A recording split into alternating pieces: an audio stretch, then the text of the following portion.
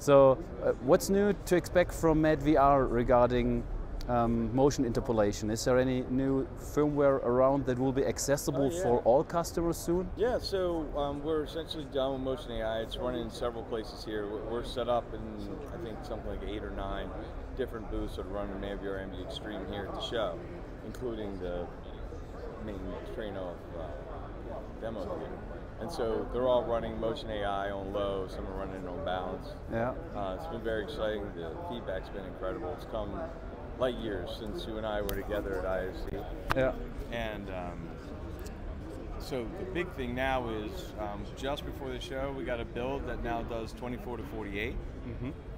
And that's really important. Some displays will support 48. So, you know, we only have to insert one frame now.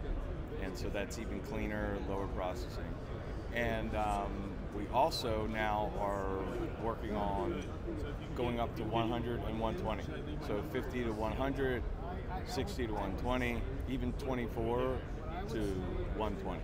That's cool. Right, for displays that support, you know, 4K 120. That's going to be phenomenal for sports. You know, it's quite interesting. You have something in common with Kaleidoscape, and that is that you became the gold standard for your whole category. Whenever you go around this exhibition, you only see Kaleidoscape and MadVR supporting whatever the guys are showing over there. When did you realize that MadVR outperformed, or, well, at least to say, is on top of what everyone defines to be the best possible performance? Yeah, thank you. Was it this show or last show? That's very kind of you. I mean, we knew from very early on that we had something very special, and we just continued to build on it and improve on it. And you know, the product, we let the product do the talking for us, right? So, you know, we're not like big on all sorts of expensive marketing. It's all ground roots. Like Tesla, actually, you don't spend much money in advertising. You just put your stuff on your shelves and talk the picture.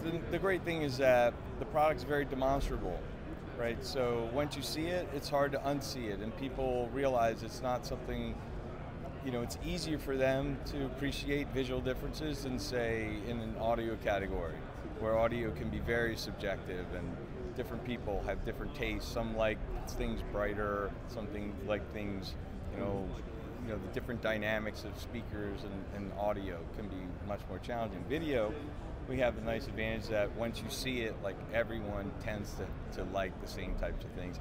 And even within a category like Motion AI, where you have some people that are really sensitive to it and other people that love it and want it on full blast, we provide such fine granularity in the controls that we make it so that you can set it exactly to your personal preference. So catering to what the customer wants has been a big part of that. Yeah, I'm familiar with that, absolutely. Yeah. So it will be quite interesting to see how your product will keep growing and getting better. And yeah, we have some great things already in the works that I'm not able to talk about them right now, but some really cool and exciting features and things coming down the pipe. So we have to wait until the next show is going on. We have to have something new, right?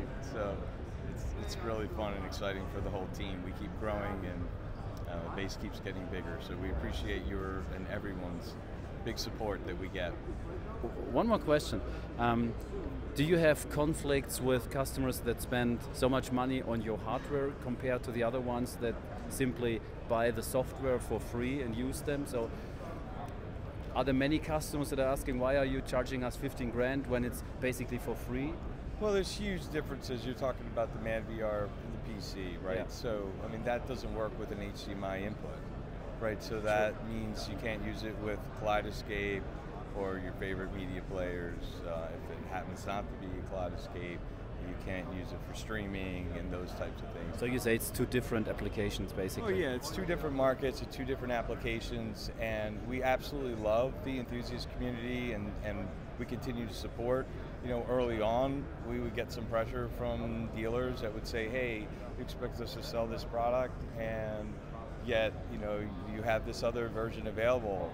But they're two different markets, and we expected then, and we've explained to them now, that products will continue to grow in different directions, right? And so you have big things now, like, for example, Motion AI, only available on the NB. Nonlinear stretch, very big popular feature, only available in the NB. Geometry correction, only available in the NB. So, you know, it's really great, and we appreciate the community, but they're two different markets. So if someone is really into DIY and likes to build and tinker, it's great, and we're very happy to serve both communities well. One very last question regarding streamed content, like Apple TV, for example, or Netflix. Do you consider your product to become even more important to restore or regain a high quality picture, or are you afraid of getting obsolete since we have bandwidth reduced videos that many customers are using most of the time? Yeah, no, I think that streaming is a great source, but you know, at the end of the day, you know, it's already at the pinnacle, like for example, Kaleidoscape, where you have bit for bit perfect video, right? So from there is only down when you talk about streaming. So as good as streaming quality can be, you know, so it's the perfect complement for Kaleidoscape. You'll see, like you see here in the rack here, NB and a Kaleidoscape are racked together on a lot of these jobs. And so as you move downstream to things like streaming devices and things like that, video quality is not necessarily going to be at that same level. And having the tools to improve it, to do things like debanding, denoise, mosquito reduction, all sorts of other algorithms, upscaling, all that kind of good stuff. It's an amazing toolkit to have. Well, from your perspective as a professional picture guy, what's your recommendation to get the best possible streaming quality? Is it Apple TV, or do you recommend something different? And why don't you do or implement this in your MadVR? Yeah, no, I mean, for us, we like to focus on really keep the product really core and focus, and the stability of the product is very important to us and our customers, and this allows us to be in full control of the quality and not be, you know, subject to quality that could be introduced from another, you know, stream, right, for instance. And so that, you know, that really works out great. So, you know, you have a Kaleidoscape that can picture, and they all do a great job really now with the streaming, and the quality is really so you don't see any big difference between, let's say, NVIDIA Shield, Xbox, PlayStation, or Apple TV? I mean, there may be differences. I'm probably not in the What's your most favorite one? Oh, I use a bunch of them, you know. Okay. We use a bunch of them, so. Okay. Thank you so much for taking time. Great to see you again, Lars. Yeah. Look forward to seeing you already at the next show. Yeah, absolutely. Thank you.